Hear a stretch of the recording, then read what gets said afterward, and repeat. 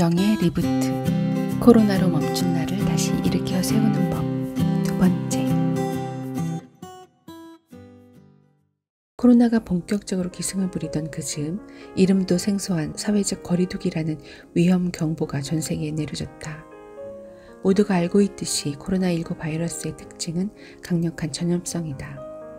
치사율이 높아 전염성이 낮았던 사스나 메르스와 달리 코로나는 단 한 명의 확진자만으로도 한 번의 집회 현장에서 수백 명이 감염될 수 있을 만큼 확산력이 높다.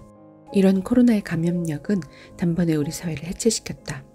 사회적 거리두기만이 코로나에 미친 전파력에 대응하는 최선의 선택이었다. 그러나 사회적 거리두기를 유지하며 몇 달을 살아보니 도대체 사람 사는 것 같지가 않았다. 언제까지 이렇게 살아야 할까? 백신이 나오면 정말 해결되는 걸까? 갈수록 의문이 커질 무렵 이화여자대학교 최재천 석좌 교수를 만났다. 교수님이라면 우리가 궁금해하는 코로나의 본질에 대해 그리고 앞으로의 미래에 대해 속 시원히 말해줄 것 같았다. 교수님, 우리는 언제 이전의 일상으로 돌아갈 수 있을까요? 코로나 바이러스는 조금 사그라들 뿐 결코 종식되지 않아요. 사람들은 종식이라는 말을 듣고 싶어 하지만 바이러스가 어떻게 완전히 종식되겠어요? 그럼 계속 이렇게 살아야 한다고요? 지금처럼 인간이 생태계를 파괴하고 그로 인해 기후변화가 지속된다면 박쥐 외에도 다양한 생물들이 치명적인 바이러스를 품고 2, 3년 간격으로 인류를 덮칠 겁니다. 인간이 백신을 개발하는 속도보다 바이러스가 찾아온 속도가 훨씬 빠르다는 거죠. 그럼 우리는 어떻게 살아야 하는 거죠? 나도 모르게 절박한 마음이 입 밖으로 튀어나왔다. 저는 사회적 거리두기를 행동 백신이라고 불러요. 우리가 현재 유일하게 선택할 수 있는 백신은 행동 백신밖에 없어요. 아마도 앞으로 우리는 사회적 거리두기 같은 형태로 바이러스와 공존하는 법을 배워야 할 겁니다. 평생을 생태학자의 소명으로 살아오신 최 교수님은 진심으로 우리에게 조언했다. 교수님과 헤어진 후 내내 머릿속에 남아있는 한 단어는 바로 공존이었다. 지금의 상황이 임시라는 환상도 점차 깨져나갔다. 실제로 많은 언론들이 2차, 3차 코로나 대유행에 대해 이야기하고 있다. 올 가을에 한 번 더 올 수 있고 내년 봄도 종식되지 않는다는 전망이 쌓여가고 있다. 1차는 소규모로 시작됐지만 2차 대유행이 온다면 전 세계에 이미 퍼져 있는 바이러스가 더 광범위하게 유행할 것이란 예측이다. 정말 비관적이지만 지금까지의 사실관계로만 따져봐도 예상 가능한 현실이다. 우리의 희망과는 달리 이 사태는 올해 안으로 해결되기 쉽지 않아 보인다. 적어도 백신이 개발되고 그것이 우리에게 도착하는 시점까지는 지속될 것이다. 내년 하반기에는 과연 끝날까? 그때쯤이면 이미 우리는 다른 세상으로 이주를 끝냈을 것 같다. 코로나가 가져온 거대한 티핑 포인트. 요즘 우리는 이전과 너무나 다른 세상을 경험하고 있다. 그리고 시간이 갈수록 사회 전반에서 코로나가 가져온 티핑 포인트가 나타나고 있다. 코로나 이후 가장 많이 등장하는 기사 제목은 코로나로 앞당겨진으로 시작된다. 코로나로 앞당겨진 로봇과 드론 시대, 코로나로 앞당겨진 원격 의료, 코로나로 앞당겨진 에듀테크, 코로나로 앞당겨진 디지털 화폐 등 앞당겨진 미래가 어찌나 많은지 롤러코스터를 탄 듯 머리가 어지러운 지경이다. 기사 내용은 저마다 다르지만 핵심은 똑같다. 코로나로 인해 비대면, 비접촉이 빠르게 확산되면서 관련 산업의 투자와 성장이 탄력을 받고 있다. 몇 년에 걸쳐 천천히 진행되었을 변화들이 코로나로 인해 티핑 포인트를 맞고 있다. 티핑 포인트란 어떤 현상이 아주 미미하게 진행되다가 어느 순간 균형이 깨지면서 예기치 못한 폭발적 변화가 일어나는 시점을 말한다. 어떤 사소한 사건이 계기가 되어 전 사회적 현상으로 폭발력을 갖게 되는 것이다. 티핑 포인트의 저자 말콤 글래드웰은 이를 사회적 전염이라는 개념으로 설명한다. 그에 따르면 모든 사회적 전염에는 발병하는 한계점, 즉 티핑 포인트가 있다. 티핑 포인트는 마케팅에도 적용해 볼 수 있는데 많은 사람들이 제품이나 서비스를 구매해 트렌드가 될 때까지, 다시 말해 티핑 포인트가 올 때까지 집중적으로 홍보하고 판매하는 것이 마케터가 하는 일이다. 그런데 이번에는 돈 한 푼 들이지 않고 모든 산업이 티핑 포인트를 맞았다. 코로나가 전 지구적인 마케터 역할을 한 셈이다. 지난 5월 월스트리트 저널은 겁에 질린 세계가 의료용품에서 음식에 이르기까지 모든 것을 안전하게 전달하기 위해 로봇과 드론을 활용하는 속도가 빨라졌다 라고 보도했다. 4발 달린 로봇 개 스폿은 환자에게 접근해 원격으로 의료진과 대화할 수 있게 중계를 한다. 드론은 환자의 샘플을 의료진에게 배달한다. 코로나와 동시에 의료 현장에서 일어나고 있는 일들이다. 코로나가 앞당긴 미래는 우리 사회 전 영역을 급습하고 있다. 대인관계는 온라인으로 대체되고 의료에는 로봇이 추가된다. 교육은 학교가 아닌 온라인 플랫폼을 찾고 있으며 일하는 공간도 직장에서 집으로 옮겨가고 있다. 분야별로 저마다 티핑 포인트를 맞이하여 우리는 되돌릴 수 없는 새로운 표준, 즉 뉴노멀 시대를 맞이하고 있다. 노벨 물리학상 수상자인 필립 앤더슨이 1972년 발표한 More is different. 많으면 달라진다 라는 논문 제목은 이런 현상을 정확히 가리키고 있다. 거대한 하나가 추이를 바꾸는 것이 아니라 작은 것들이 많이 모이면 질적으로 다른 세상이 열린다. 작은 것들이 모인 상태, more가 우리 개인들이라면 different는 달라진 세상의 현상들이다. 코로나 이후 위험을 피하고 안전을 선택한 개인들이 모여서 세상을 달라지게 만들고 있다. 정확히 말하자면 세상이 달라지는 것이 아니라 우리가 세상을 다르게 만들고 있는 것이다. 이대로 1년 즈음 지나면 과연 어떤 미래가 펼쳐질까? 가슴 아프지만 이제 현실을 인정하자. 언제 돌아갈 수 있을까를 물을 때는 지났다. 크게 심호흡하고 다가올 미래를 위해 무엇을 준비해야 할까를 묻고 또 물어야 할 시간이다. 매일 조금씩 변화의 단서를 찾아내야 한다. 먹고 살고 배우고 나누는 일상을 누리기 위해 다른 삶의 방식을 훈련해야 한다. 삶에 대한 성실한 자세와 뜨거운 애착으로 각자의 해법을 찾아야만 한다. 물론 지금도 나는 코로나 이전의 세상이 그립다. 강연장에 수백 명이 떠들썩하게 모여서 함께 웃으며 거리낌 없이 서로를 안아주고 등을 두들겨 주었던 그 시간들이 정말로 사무치게 그립다. 그러나 나는 이제 뼈아픈 진실을 알아버렸다. 돌아가고 싶지만 돌아갈 수 없다는 것을, 이미 다른 세상이 와 버렸다는 것을. 2. 혼돈 속에 숨어있는 새로운 질서. 세계는 이제 코로나 이전인 BC와 코로나 이후인 AC로 구분될 것이다. 퓰리처상을 수상한 칼럼니스트 토마스 프리드먼이 뉴욕타임스에 기고한 글이다. 미래에 기술될 역사책에는 이런 시대 구분이 실제로 생길지도 모르겠다. 우리는 이미 AC로 건너와 버렸고 죽으나 사나 여기서 승부를 봐야 한다. 도대체 무엇을 어떻게 해야 할까? 어디서부터 시작해야 할까?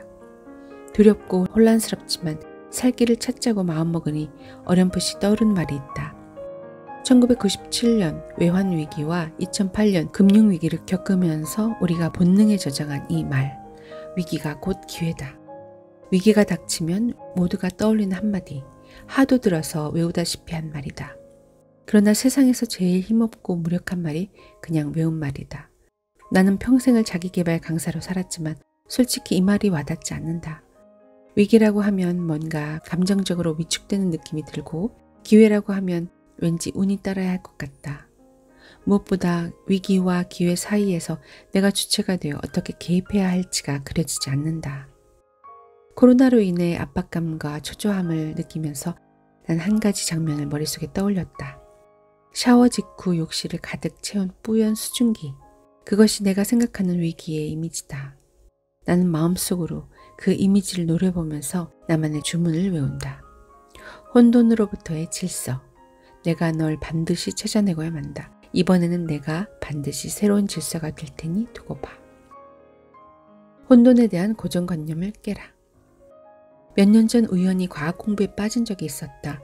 양자역학으로 우주 생성과 소멸의 원리를 탐구하다 보면 삶을 바라보는 시선도 달라지고 세상에 대한 통찰도 깊어질 것 같아서 시작한 공부였다. 그때 1977년 노벨 화학상 수상자인 일리아 프리고진의 혼돈으로부터의 질서라는 책도 처음 접하게 됐다. 열역학 이론과 엔트로피에 대한 심오한 이야기가 연구자들만큼 이해될 리는 없었지만 내 머릿속에 강렬하게 내리꽂힌 구절이 있었다.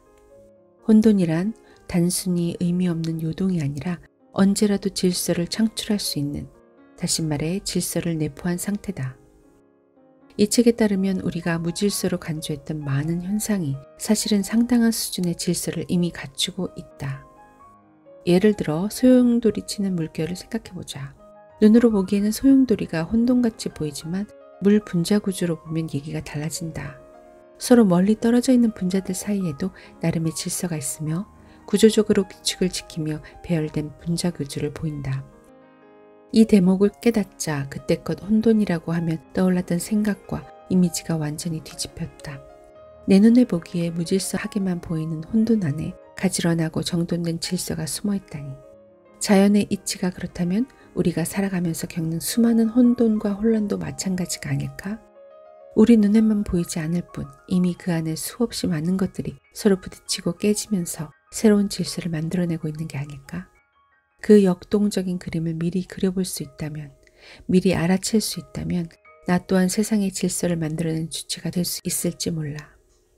한동안 잊고 지냈던 그 깨달음을 상기시킨 건 코로나 사태였다. 회사를 살려내야 한다는 막중한 책임 앞에서 나답게 이 위기 상황을 해석하고 해답을 찾고 싶었다. 나는 묵은 책의 먼지를 털어내고 다시 책장을 펼치며 꽤 오랜 시간 동안 혼돈과 질서에 대해 사색하고 고민했다. 그 후로 팬데믹은 마냥 두렵거나 피해야 할 적이 아니게 되었다. 욕실 속의 수증기처럼 나는 이 혼돈 상황을 그저 눈앞에 나타난 하나의 자연현상처럼 받아들이기로 했다. 한숨 쉬고 걱정되고 마음이 무거워지는 것이야 사람이니 어쩔 수 없다. 그러나 감정을 최대한 내려놓고 마음속으로 수증기를 노려보면서 끊임없이 생각해봤다. 저 알 수 없는 안개 속에서 도대체 무슨 일이 벌어지고 있는 거지? 혼돈의 에너지가 크다는 것은 그 안에 질서의 양이 많다는 것을 의미한다. 코로나 이후 겉보기에는 사회가 잠시 멈춤, 정지선 앞에 멈춰 있는 듯하지만 내부로 들어가 보면 기존 질서와 새로운 질서가 뒤엉켜 있는 엄청난 양의 혼돈 상태로 존재한다. 혼돈의 에너지가 크다는 건 질서가 잡혀 있을 때 질서의 크기도 크리라는 걸 의미한다. 그렇다면 우리에게 남은 숙제는 혼돈으로부터 서서히 잡혀가고 있는 질서를 어떻게 빨리 알아채서 질서 안으로 빠르게 들어갈 것인가, 그 방법을 찾는 것이다. 나는 질서를 찾기 위해 혼돈 안에 존재하는 하나의 점에서 시작했다. 점이란 말하자면 정보일 수도 있고 지식이나 깨달음일 수도 있다. 하나의 점을 두고 그것과 연관된 또 하나의 점을 연결하면 선이 된다. 선이 되는 순간 의미 없던 점들은 의미를 가지고 설명 가능한 상태가 된다. 거기에 또 하나의 점을 또다시 연결하면 세 개의 점들이 3차원의 입체물로 그 모습을 드러낸다. 그리고 마지막 단계는 이 입체물의 중심으로 나라는 개인이 들어가는 것이다. 세 개의 점들과 내가 연결되는 순간 이것이 바로 나만의 질서가 된다. 내가 질서 안에 들어갔다는 말은 곧 기회를 잡을 수 있게 되었다는 뜻이다. 기회는 질서 안에서만 존재하기 때문이다. 나는 보이지 않는 질서를 찾기 위해 희미한 점부터 찾아보았다. 그리고 잠시 후 내가 가진 지식과 정보의 작은 점들이 점점 커져서 더욱 선명해지기 시작했다. 예를 들어 지난해부터 내 관심을 끌었던 블록체인 기술이 있다. 블록체인 기술은 공공거래 장부라고 불리는데 기존의 은행이나 특정한 몇몇 거래자들끼리만 거래 정보를 보유하는 것이 아니라 디지털 네트워크에 참여하는 모든 사용자가 거래되는 모든 데이터를 나누어 저장하기 때문에 공공의 것이 된다는 뜻이다. 그런데 얼마 전 신문 기사에서 감염의 위험 때문에 사람들이 현금이나 카드를 사용하기를 기피한다는 내용을 접했다. 코로나 이후 새롭게 나타난 현상이란 점과 블록체인이라는 점을 선으로 연결하고 나니 말도 많고 탈도 많던 디지털 화폐가 생각보다 빨리 상용화될 수도 있겠다 라는 생각에 다다랐다. 그러다가 재난 기본소득이 전 국민 대상으로 지급되는 현상을 보게 되었다. 사람들과 접촉면을 줄이려고 모두가 노력 중인 상황에서도 재난 기본소득을 신청하려는 사람들이 주민센터에 길게 줄지어 있는 모습이 보였다. 그러고는 공공의 돈을 안전하게 거래하기 위해서라면 블록체인 기술을 이용해 돈을 주고받고 쓸 수 있는 프로그램 머니가 곧 나오겠구나 하는 생각도 이어졌다. 여기에 방점을 찍는 기사도 한 줄 보였다. 페이스북에서 화폐를 대신해 쓸 수 있는 가상화폐 리브라가 올해 안에 나온다. 블록체인이라는 점을 시작으로 현금 사용 기피라는 점, 재난 기본소득 지급이라는 점, 리브라의 출연이라는 점까지 더해지니 미래화폐라는 입체물이 선명해졌다. 여기서 핵심은 따로 떨어져 있는 점들이 나라는 개인의 시선을 통과하며 하나하나 모여서 입체물이 되었다는 것이다. 이제 마지막 단계인 나의 개입으로 인해 질서가 잡힌다. 블록체인을 어떻게 내 사업에 적용할지 상상해 보는 것이다. 무형의 콘텐츠도 디지털 코인화 된다면 내 강의나 책 혹은 영상물을 디지털 코인으로 사고 팔 수도 있다. 플랫폼에 영상물을 게시하고 10만 개의 코인으로 나누어 100원씩 투자를 받는다면 그 영상물이 인기가 많아져서 수익이 생기면 영상물의 투자자에게 코인으로 보상할 수 있게 된다. 그러면 굳이 구글에게 광고 수익을 받기 위해 유튜브 플랫폼을 이용할 필요가 없어진다. 블록체인 기술의 핵심은 미들맨인 중간 거래자가 필요 없어지는 것이다.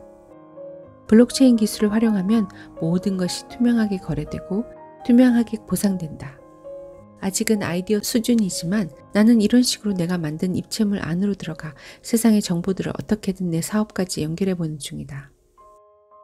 작은 점들이 모이면 질서가 되고 내가 개입하는 순간 질서는 기회로 바뀐다. 가만히 노려보고 있으면 언택트란 점도 보인다. 이미 우리 일상 구석구석까지 스며들었기 때문에 이제는 누구에게나 보이는 커다란 점이다. 그러다가 코로나로 인해 넷플릭스 형태의 콘텐츠 비즈니스가 뜨고 있다라는 기사가 보인다. 또 하나의 중요한 점을 발견했으니 메모해둔다. 그리고 며칠 뒤 미래학자 최윤식 박사를 만났는데 마침 그가 이런 얘기를 해준다. 코로나로 인해 인공지능 기술의 속도가 훨씬 더 빨라져서 외국어 통 번역이 몇 년 안에 거의 완벽해질 겁니다. 국가 간 언어 장벽이 사라진다고 보면 돼요. 언택트는 콘텐츠로, 비즈니스는 인공지능. 이렇게 세 개의 점을 잇고 마지막으로 나와 연결해보니 이런 생각이 모습을 드러냈다. 코로나19 바이러스로 인해 사람들이 집에 있는 시간이 늘면서 콘텐츠 비즈니스가 성장하고 있어. 이제 좋은 콘텐츠를 가진 사람이 가치를 인정받는 시대야. 앞으로 언어 장벽이 거의 사라지면 내 콘텐츠도 얼마든지 해외 시장으로 나갈 수 있어. 해외 진출의 문턱이 확 낮아지는 거야. 그렇다면 영미권뿐만 아니라 전 세계 사람들에게 내 강의를 전하는 것도 가능해질 거야. 그렇다면 나는 지금부터 어떤 준비를 해야 될까? 혼돈 속에서 발견한 충격적 진실. 나는 코로나 이후 새로 발견한 점들을 선으로, 입체로, 그리고 나로 끊임없이 이어보았다. 이것이 지난 몇 달간 내가 밤낮 없이 해왔던 일이다. 그런데 연결하면 할수록 심각한 진실에 마주쳐야 했다.